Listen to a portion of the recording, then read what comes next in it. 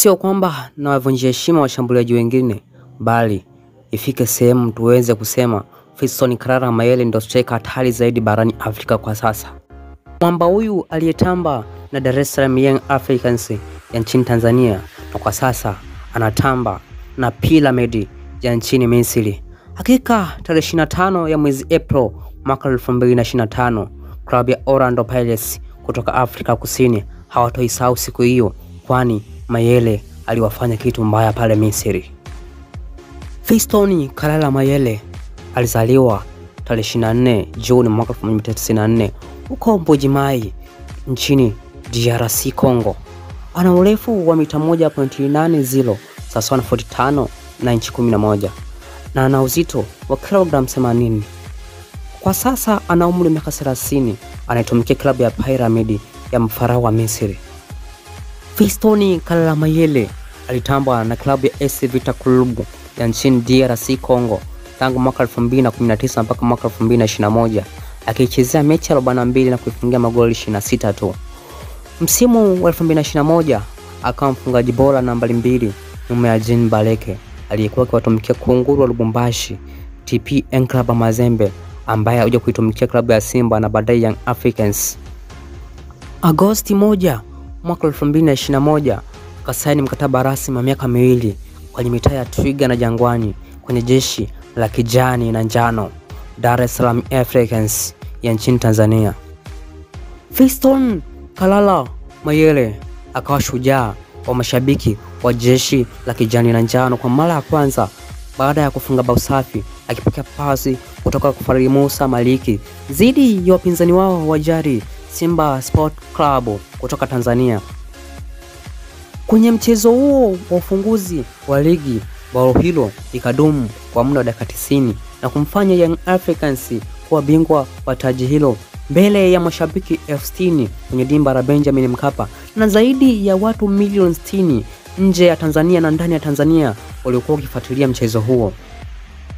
Fiston Kalala Mayele akaingia kwenye vitabu vya historia ya klabu ya Yanga baada ya kufunga goli 7 kwenye michezo 6 tu.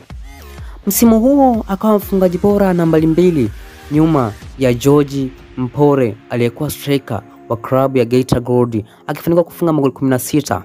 Msimu huo pia akachukua tuzo ya goli bora la msimu alilifunga kwenye dakika za jioni dhidi ya Azam Football Club kwenye uwanja wa Chamazi Complex. Msimu wake wa kwanza akiwa na Yanga akafanikiwa kutoa mataji 3 ikiwemo taji la FA, taji la ngao ya jamii na taji la ligi kuu. Msimu wa 2022 ukawa mzuri kwake, kwani alianza vyema kwenye mchezo wa ufunguzi wa ligi akifunga mabao 2 dhidi ya Simba Sport Club. Magoli hayo yalitolewa pasi na Stefan Aziziki aliyekuwa usajili mpya wa klabu ya Yanga kitokea AS Mimosa ya Ivory Coast na Dickson Jobu nahodha msaidizi wa klabu hiyo. Msimu wa 2022 akawa mfungaji bora wa ligi ya Tanzania, yeye pamoja na Salonti Bazonkeza wakifunga magoli 17. Lakini msimu huo pia akawa mzuri kwake, kwani alikuwa mfungaji bora michuano ya Afrika yani CAF Confederation Cup akifanikiwa kufunga magoli 7 akifuatiwa na Ranga Chivavilo wa klabu ya Marumo Gallants aliyekuwa na magoli 6.